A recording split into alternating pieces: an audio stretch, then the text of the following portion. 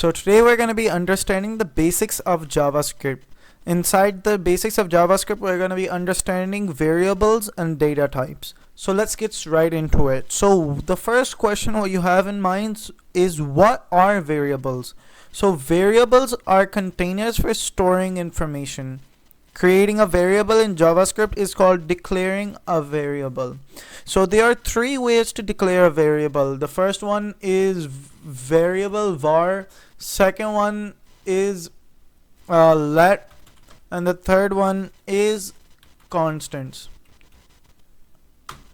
So a variable var is an older way and has functional scope. The let is a block scoped and recommended for modern code, and constants, these are is another blocked scope but cannot be reassigned. So these are the three variables. So now let me tell you about data types. So there are basically five data types in which there is storing numbers.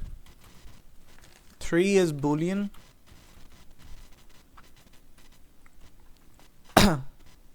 Sorry. After boolean is null. This is number 4. And the fifth one is undefined. So these are the 5 data types. So storing, what's in storing? Storing is, let me tell you, I'll tell like this. Their text data is written inside storing, like we write hello world. So that's storing data in a variable, in a data type. So what are numbers? So numeric data, the numeric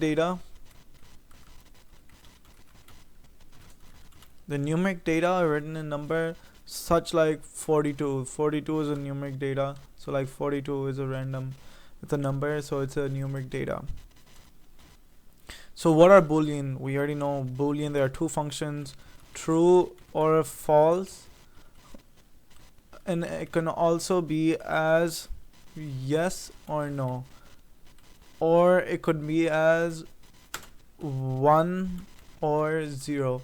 So these are boolean functions. You already know true or false, yes or no, or 1 or 0, 1 positive, 1 negative. These are boolean. 1 0 1 0, on off. We could even write on off over here, on or off. So these are boolean expressions. What is null? The intentional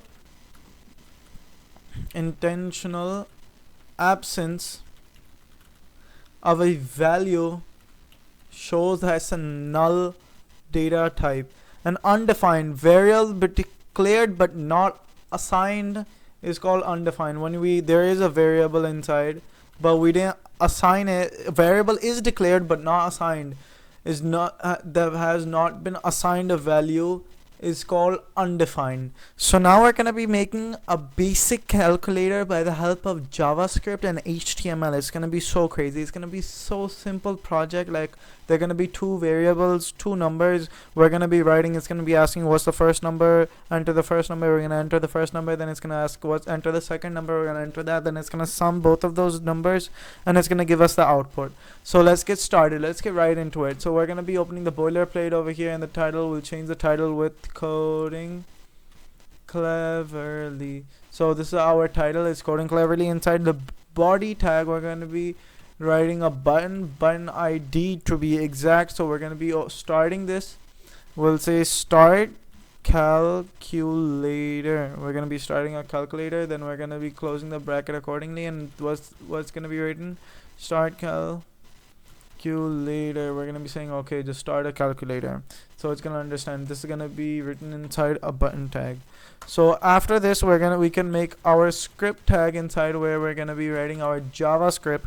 So that's going to be really amazing. So we're going to be writing a document, then we're going to be saying okay, we want to get a document, we're going to get an element, we're going to say get element by ID, we're going to be saying that, then we're going to be opening the brackets, and over here what we're going to be saying, that's start calculator. We want to start a calculator, then over here when we're going to be closing the bracket, we could be writing a dot, and we're going to be saying add event listener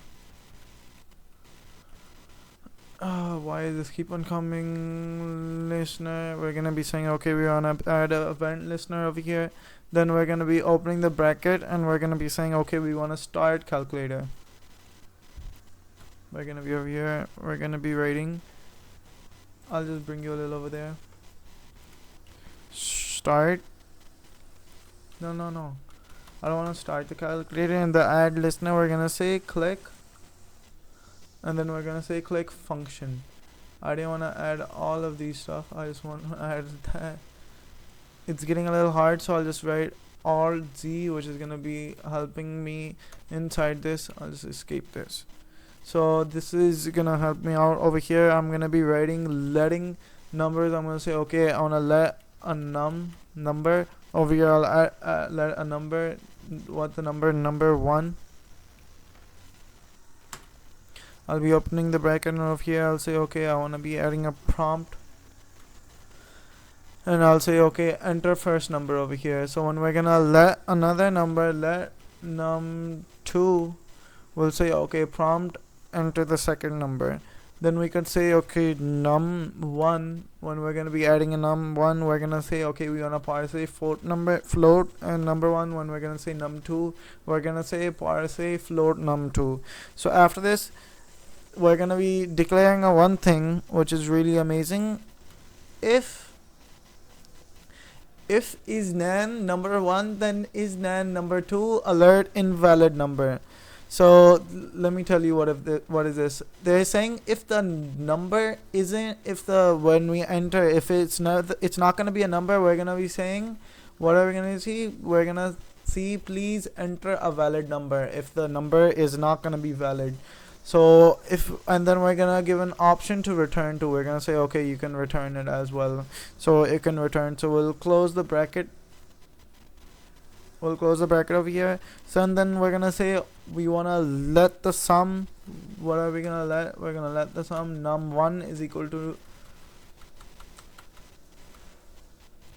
we're gonna say num1 plus num2. We wanna add both of them, so we're gonna alert another time over here, alert. And we're gonna say inside a bracket, we can open a bracket over here, and we'll say the sum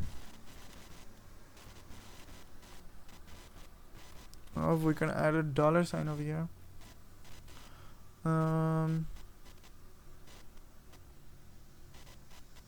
I can't find the $sign. Okay, I found the $sign.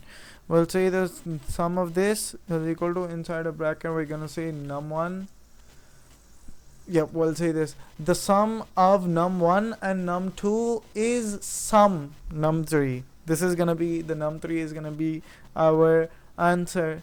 So I highly suggest you to be practicing what we're doing today. When you're gonna practice it and when you're gonna check it out yourself, then you're gonna understand a lot of it. We wrote our code over here, so now we'll go and let's check what have we created till now. We'll just save it another time. We'll reveal it in File Explorer, index.html. We see that it's saying start calculator. Now when I click this button, I'll say, one second, start calculator. I'll click on this button. It says, this page says enter the first number. The first number I'll just add 30. So I pressed OK. Now it's saying enter the second number. I'll press 30 again. So now it's gonna give the answer. Now it's saying the sum of 30 and 30 is 60. So this is okay. This is working perfect. Now I'll add an invalid number. I'll add a dot over here, and then I'll add a dot over here too. It's saying please enter valid numbers. Both of them they didn't even check. So this is so amazing, and it was super simple. You could check out the code once again. It's super simple. In the script tag, we're gonna be adding a document. We're gonna say okay, we want to get element by ID. We're gonna say start calculator. Then we're gonna say add event listener. Then we're gonna click the function. Then we can add two numbers. Let one prompt enter the first number. Then we can let two prompt enter the second number. We can add comments over here. They're not important. You could just remove them. You can say num1 parse float number 1, num2 parse float number 2. Then you're gonna say it's a function over here. If is nan num1 is nan num2 is just telling that if it is a valid number or not. So we're gonna be adding this.